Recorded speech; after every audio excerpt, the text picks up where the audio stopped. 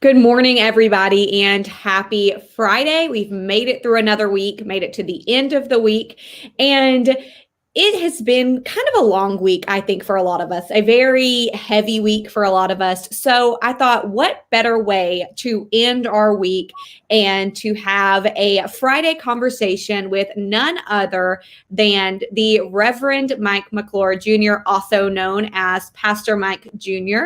And Pastor Mike is here today to do several things. But first of all, if you are not familiar with Pastor Mike Jr., he is the pastor at Rock City Church, which has several locations, is based in Forestdale. But he also is a newly award-winning gospel musician. He won 2 stellar awards in this past weekend. He's up for a Dove Award next month, or in October, I should say, not next month quite yet. But Pastor Mike has had a lot of things going on, and what better way to end a week than talk about some good news. Right. Pastor Mike, thank you so much for coming today and sharing a little bit of the good news that's happening to you and your church in this time of 2020, where sometimes our good news is a little bit limited. I thank you so much for having me. I'm excited to be here. AL.com is an incredible affiliate. They do so much good and dispense so much good information. So I'm just great to be here. Thank you so much, Pastor. Now, we have to start off by saying this past weekend, and I wrote down the exact category so I didn't forget it. You have won 2 stellar awards, one for Best New Artist and the other for Rap Hip Hop Gospel Album of the Year. And that is for your album, Live Free. You also have a viral song. It's called Big. Yes. And we should note you are sitting in front of a billboard poster right there. And you had Big hit, let's see, number 7 on the Billboard charts, and Live Free hit number 1. That's How right. does it feel to be an award-winning gospel musician?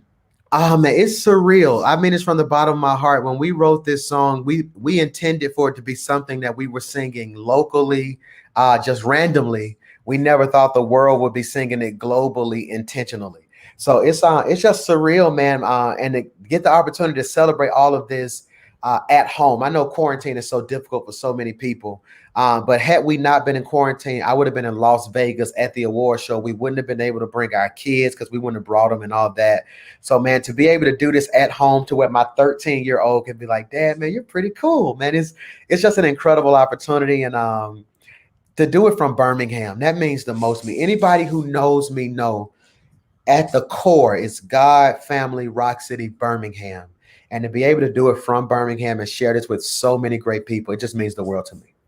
Well, we got one fan, Charla, says that bigger is coming for you, for the church. And you know, Big, if you haven't heard it, we will leave our links here to some of our stories on Pastor Mike, which also has the link to his YouTube page and the YouTube link for Big. If you haven't heard it, Big is about big things coming and about God doing big things.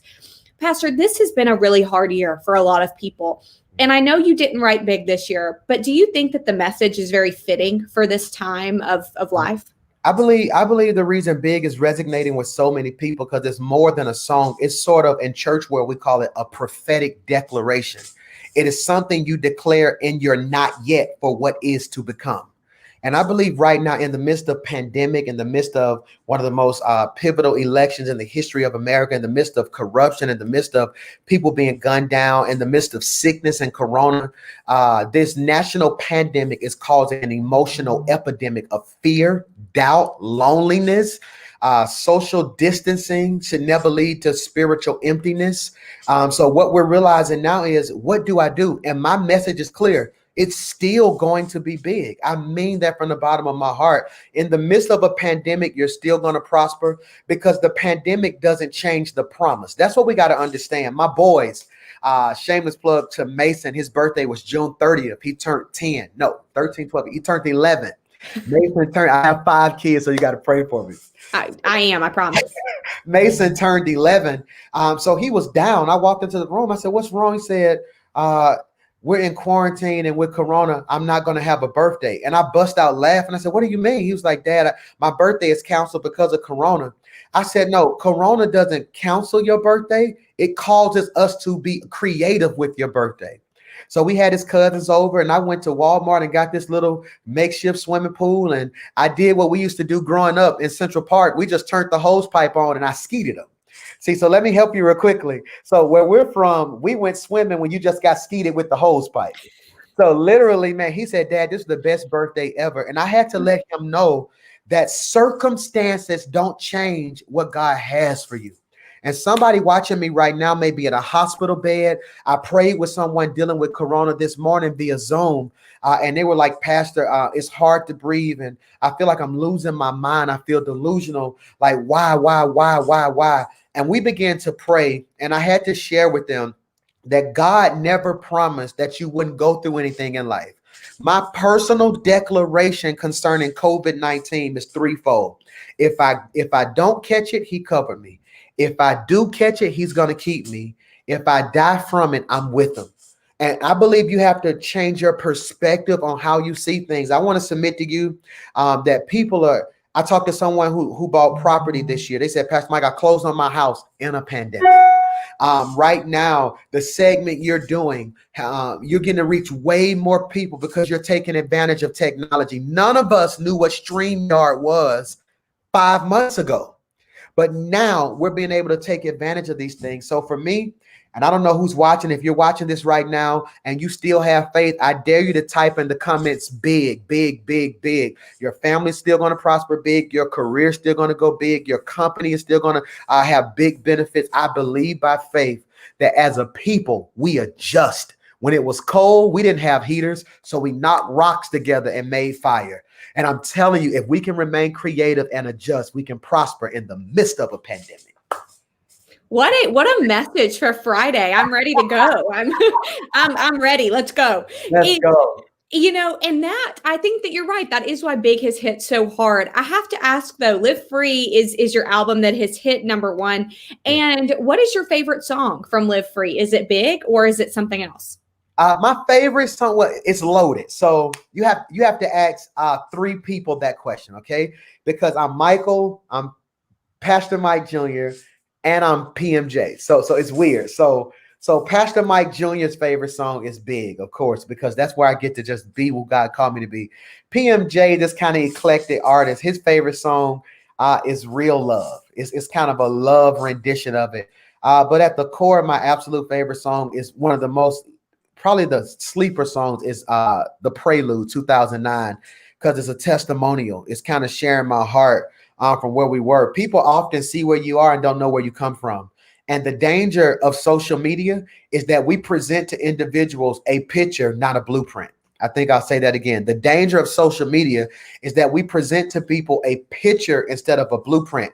So we see a couple kissing and that picture says happiness. We don't know if they got the fussing right before that. We see someone show a sign that says closed on a house. We don't know what the interest rate on that was. Yes, they closed, but that note can be a 20% interest rate. You don't have a clue. We show pictures, not blueprints. So for me, 2009 is the blueprint. It's a song that literally says, I didn't have no money for the rent. Wife looking like what we gonna do. I told her chill and let me think. Let me figure out my next move. Should we move? Should we stay or should we go? With the vision work, you know that God only knows. I'm pregnant with a vision, but aborted on the low. Everybody telling me it won't work, but I know. Because so many people are pregnant with dreams, but it's aborted by lack. Can I say that again? Absolutely. Pregnant with a dream, but it's aborted by lack. $1 million dream on $100 budget. So a lot of times, especially in Birmingham, that we're told, we are sold this lie in Birmingham that you have to go to Nashville or Atlanta. This narrative is constantly being pushed that if you want to make it, you got to leave the city. No, we're going to prosper from Birmingham. Birmingham is a hidden jewel. The way our city is coming together, the way downtown is being renovated.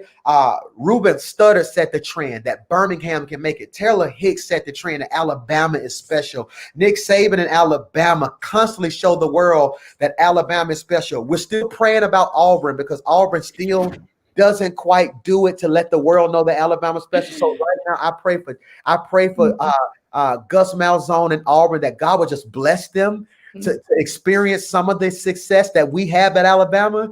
It hurts. It hurts, Pastor. It hurts.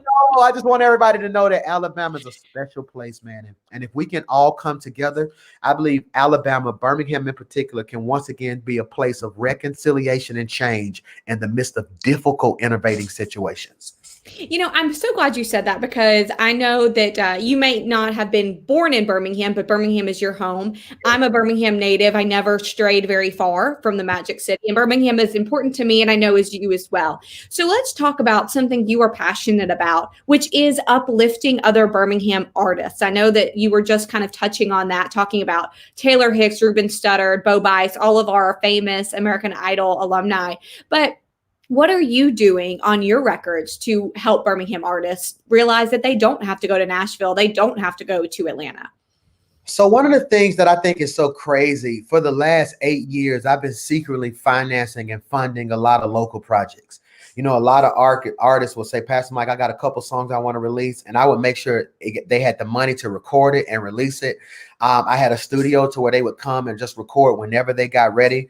I literally just signed an agreement to where I'm about to have about 5,000 square feet to where we're about to make it into a virtual studio, a recording studio, so people can come in and record their songs.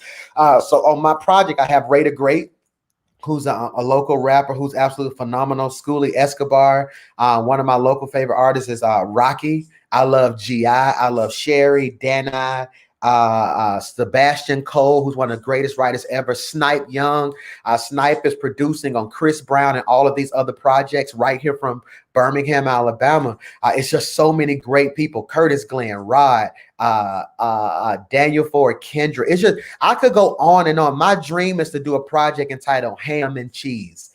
And that's just a project where we focus the attention on all of these great artists in our city. Because again, Birmingham doesn't have a lack of talent. We may have a lack of exposure. We don't have professional teams. We don't have a major music industry scene here. But one thing I do realize that's happening is with the success of Live Free and Big, so many eyes are being turned to Birmingham. And I was on a phone call yesterday with some major industry tycoons to say, okay, who don't we know about? And I was able to send them about 20 links to music from people in our city. It's like, so who's this person? Hey, you need to listen to them, yada, yada, yada. So I think if we come together, we can make a great difference in our city and the culture at large. And I know that you are very involved in your community, as evidenced by what you were just saying. You're very involved in Birmingham, across the community on multiple levels. But there's something else that you have done with a lot of your proceeds from Big that people may not know, and that is you have helped people pay off medical debt. Can you tell us why that is important and how that has really been part of your mission through this album? People don't care how much you know until they know how much you care. And I never got in any of this to be rich. I can't explain it. I would get whoopings as a kid, not necessarily because I was a bad kid. I just did things that people didn't understand. I would take my allowance money and go to the gas station in Kingston that was around the corner from our church and give all my money to the homeless people, or to they would call them winos, but they would just hang around. In my eyes, I didn't see them as winos. I saw them as people who needed help. My first car, I gave away. I came home and my dad said, "Where's your car?" I said, "You're not going to believe this. I felt God leading me to give my car away." He said, "What did you do?" So literally my whole life, I just wanted to give. So when the proceeds for this album came in, I was saying to myself, okay, what can I do? And I hooked up with RIP Medical Debt. And I said, hey, here's how much money I have. What could I do with that? They said, well, you can help some medical debt. And I asked a crazy question. I said, how much is all the medical debt in the greater Birmingham area? That's like 1.1 million. I said, so how much money do I have to give to do that? And it was like, well, for every so-and-so 100,000, it's this amount. And if you can do this. So that's what we did. And we paid off all that medical debt. We've given away close to 5,000 free masks. We partner with, and big shout out to Tracy Hips and Christian Service Missions. He's an angel. I love Tracy. We partnered with them and gave away groceries. It's so much stuff. I kind of find myself in this weird space, if I can be honest, to where if I broadcast all I do, some people say I'm showing out. If I don't say any of it, they're going to ask, well, what does he do? So I have to find a sweet spot sometimes. So what I do is anything our church does, Rock City Church, I'm gonna tell the whole world about, because the knock on big black churches is what do they do with the money? So if our church does something, I'm gonna tell the whole world about it. The stuff I do personally, I'll never broadcast, so I mean it from the bottom of my heart, just helping people, blessing people today. We're out making sure certain people utilities don't get cut off. There's a quiet storm happening in our city right now and across the country, that for 90 days people were able to put their bills back. What happened now is certain landlords are now demanding all of that up front, or you have to leave. So we're trying to make sure people keep a roof over their head. We just purchased a property over in the Kingston area, and we renovated it, and we just put a family inside of that. So my life's mission is to always be the hands and feet of Christ. And I really believe if we can do that, if we can take the attention off of the negativity that comes so much, and we can all come together. Jesus didn't die for white people. Jesus didn't die for black people. He died for all people. And if we could come together and work together, I believe we can do so much, but we have to address some really serious issues that are happening in our community at the same time. Do you want to talk about those serious issues that need to be discussed? Yeah, sure. I'm here.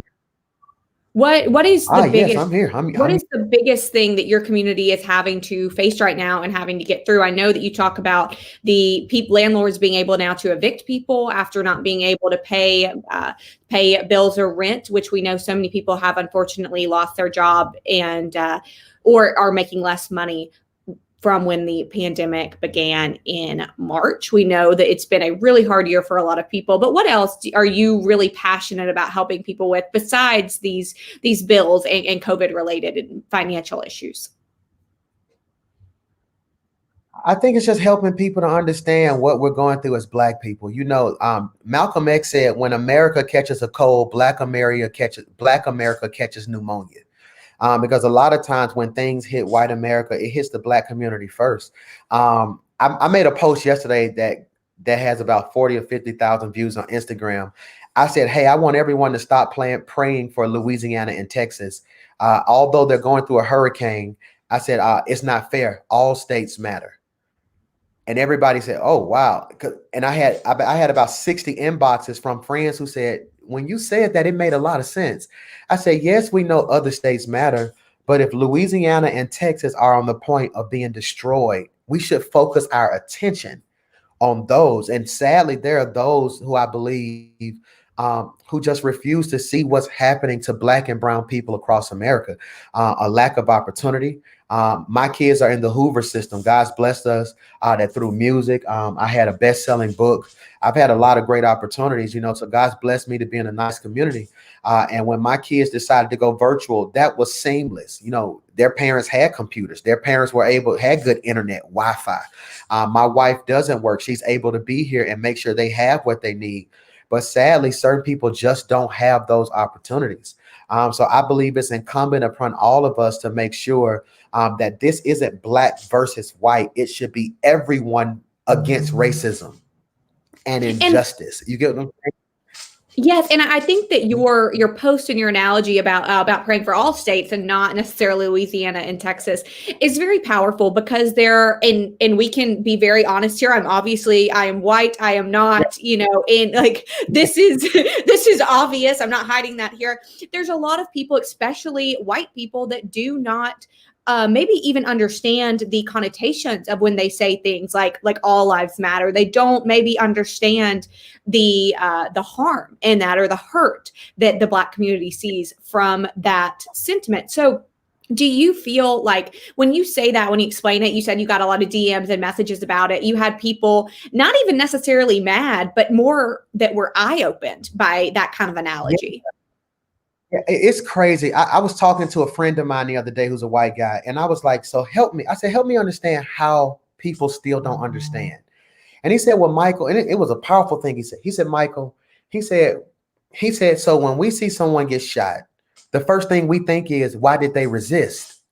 And so then I gave him an analogy. I said, Tamir Rice was 12 years old. The police rolled up on him. He had a toy gun. He was shot dead instantly. I said, this guy, young 16, 17-year-old who gunned down protesters yesterday, walked through the streets with a semi-automatic. I said, you can't help but see the frustration that's happening right now.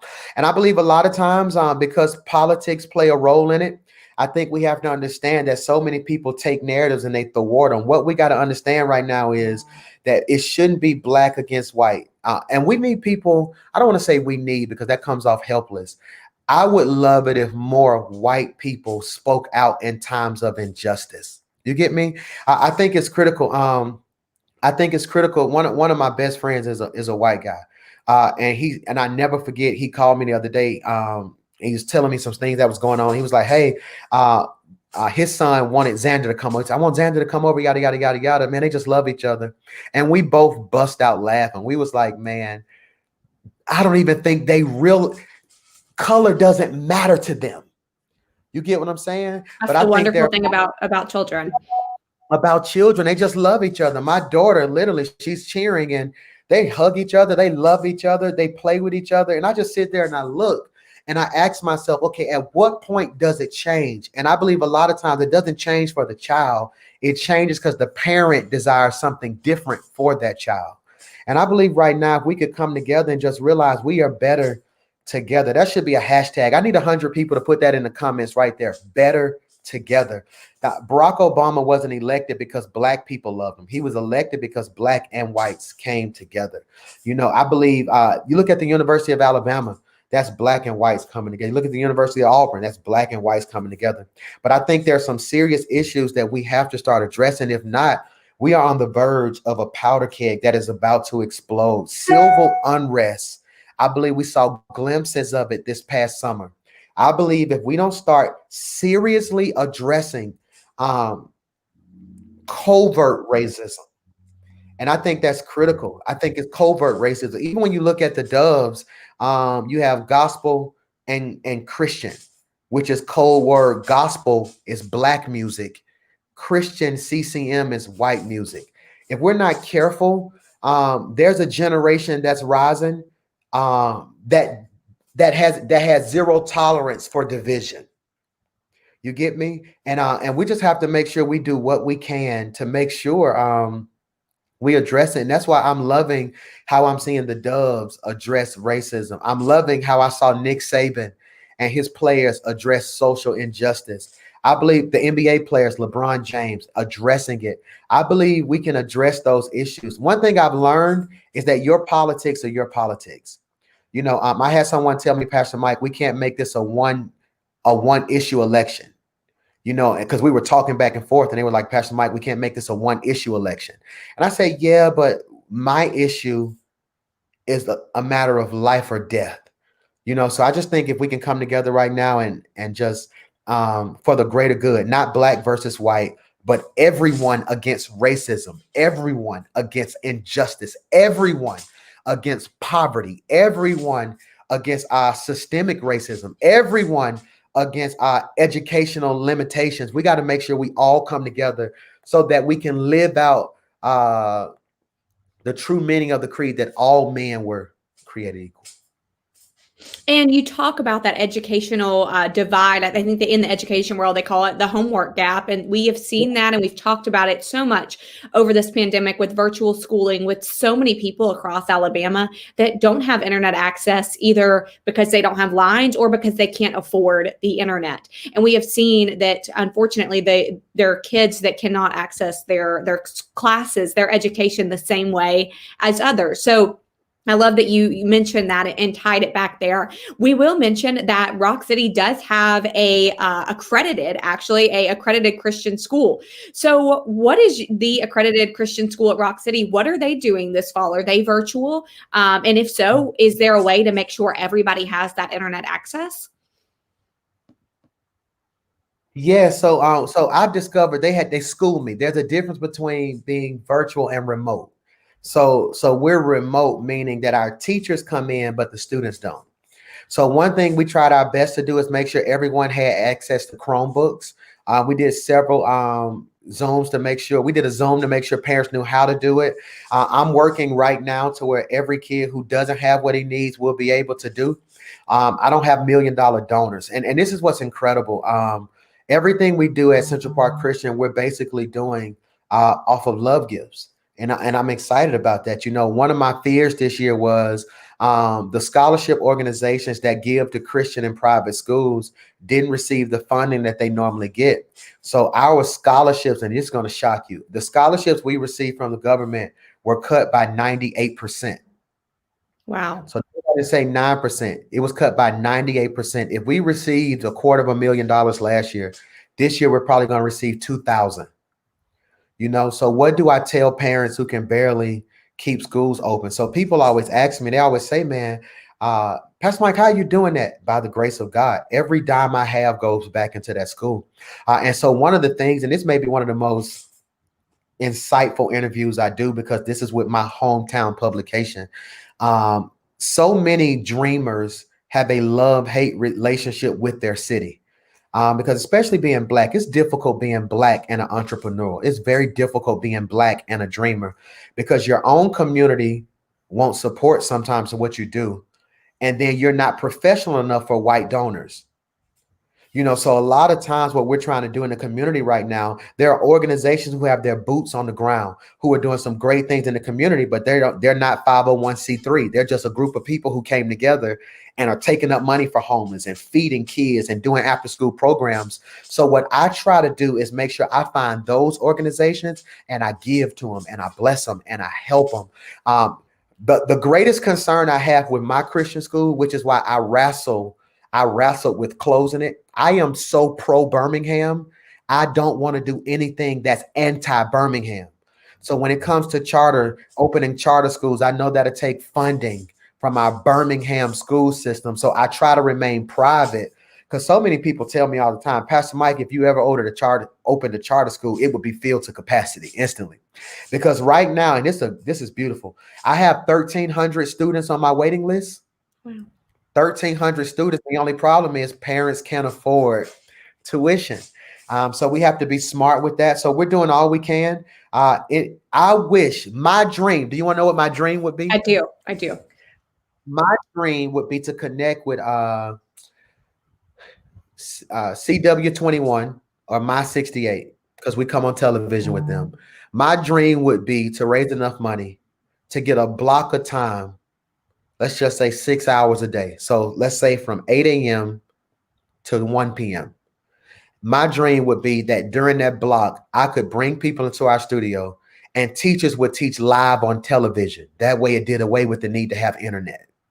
And I think that'd be something that would be so powerful. So we're actually working now trying to say, okay, how can we pull off a 8-hour network that allows people to get schooling and teaching and everything that they need? It requires us to be creative. I think our city, I want to commend our Birmingham school system. I think they're doing a phenomenal job. I want to commend the Hoover school system. They do a great job of making sure everybody understands and stays committed. And all of us, man, from Trustfield to Hoover to Homewood to Birmingham, I think everybody to Bessemer, everybody's doing what they know to do. And I just want to commend them. Now's not a time to point the finger and say, well, you're not doing this, or point the finger and say, well, they're not doing that. Man, I'm up to here with political jousting and clout chasing. Like right now, this isn't the season to be trying to position yourself for a greater outcome. It's a season to help people. You get what I'm saying? That how can we help people? How can we how can we continue to be a blessing? And it's a lot going on in our city. We've had a lot. I've been silent about a lot. When things happen in our city, people have been saying, what are you going to say? I didn't say anything. When certain churches went through certain things in our city and racism was brought up, well, what are you going to say?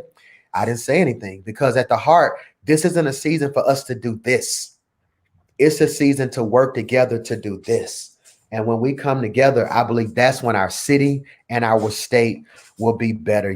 I think Governor Ivey, Mayor Randall Woodfin, neither one of them have ever led in a pandemic.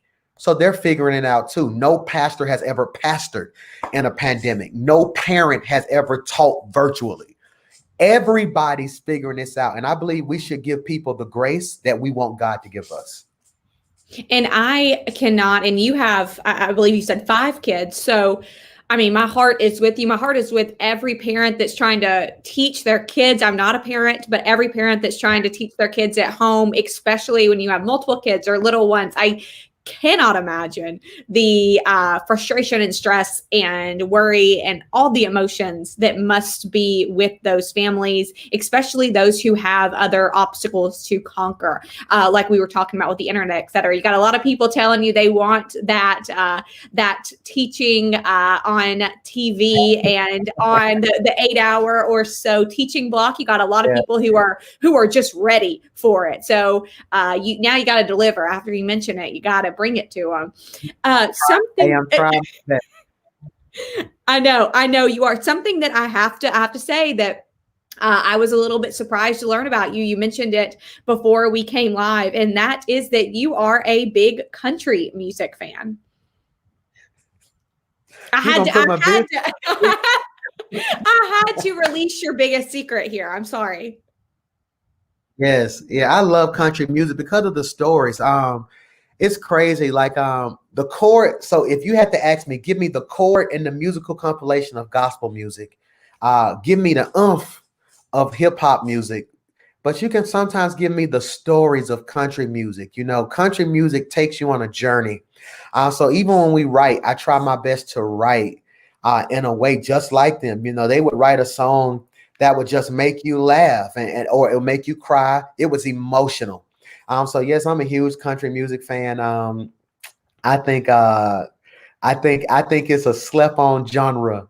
I love it. Like I just love the story. I love the simplicity of it in a sense of I can get on stage with a guitar, share a story, and I'm gonna share my story. One thing I do love about country music, country music to me isn't critiqued as much as other genres because it comes from a simplistic nature in a sense of, okay, here's my story. I'm sharing it with you. Here's what I love. So yeah, I want to thank you for putting my business in the streets. So now everybody's going to be asking me, so what, you like country music? I had to tell you though, if you listen to some of these songs, you and I were talking about the way that you write and the way that these songs are written almost have that same vibe. Now you wouldn't know it listening, but have that same vibe of a ballad, of a conversation and a story. And I think kind of, circling back, that's what made Big and Live Free such big things this year. Now, I have to ask you before we go, we've got so many people who are just so glad to hear from you. And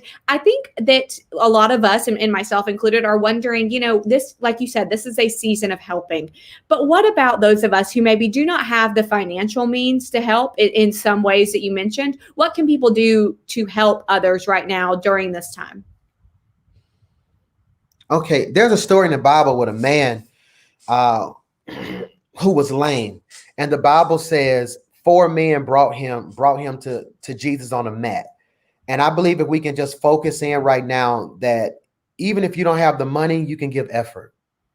A lot of times I don't need your cash, I need your support. If there's somebody around you who's hurting, help them. If there's some kids around you who need help with internet, help them. If there are some individuals who when we see what's happening with Black and brown people across America, it doesn't cost anything to post. That's not right. It doesn't cost anything to send a message, send a letter to local government saying, hey, here's what we need to do. I think so many times, see, the biggest misconception is Black people aren't looking for a handout.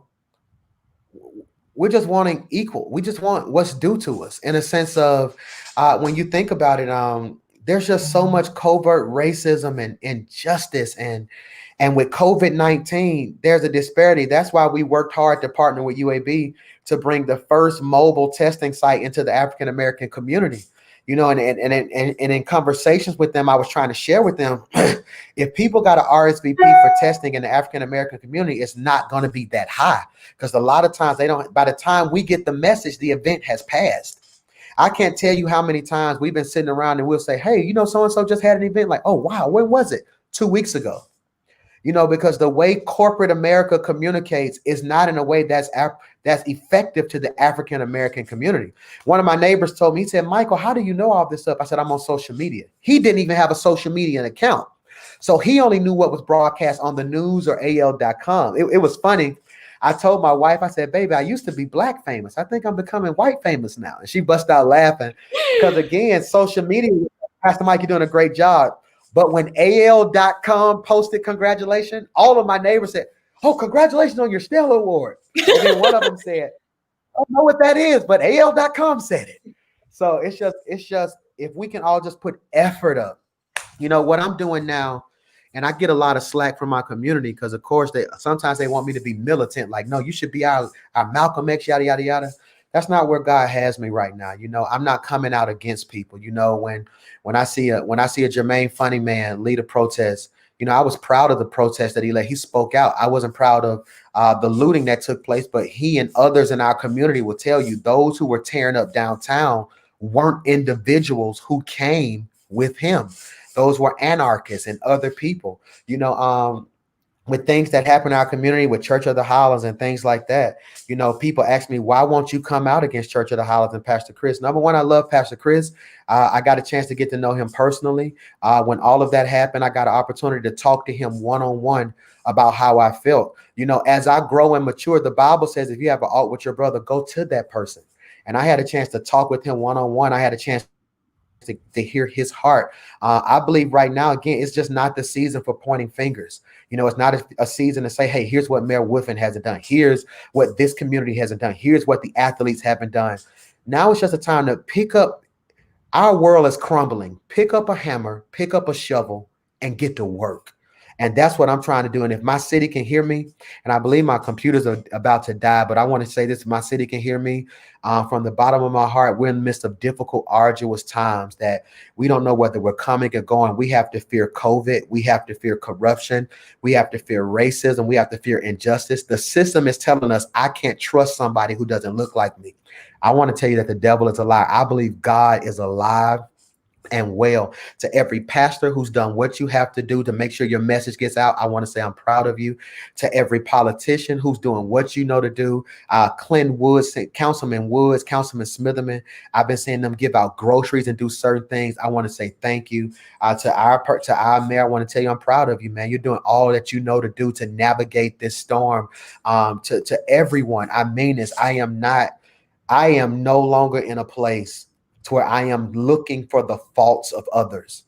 God sent me here to be a healer.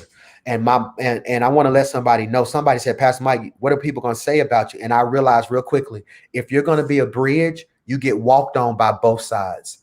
So there are going to be times when my community is going to be frustrated because you need to do. I'm not doing that. No, I'm trying to heal, not divide. Then there are going to be times when the other side of the community say he's a little too militant for me.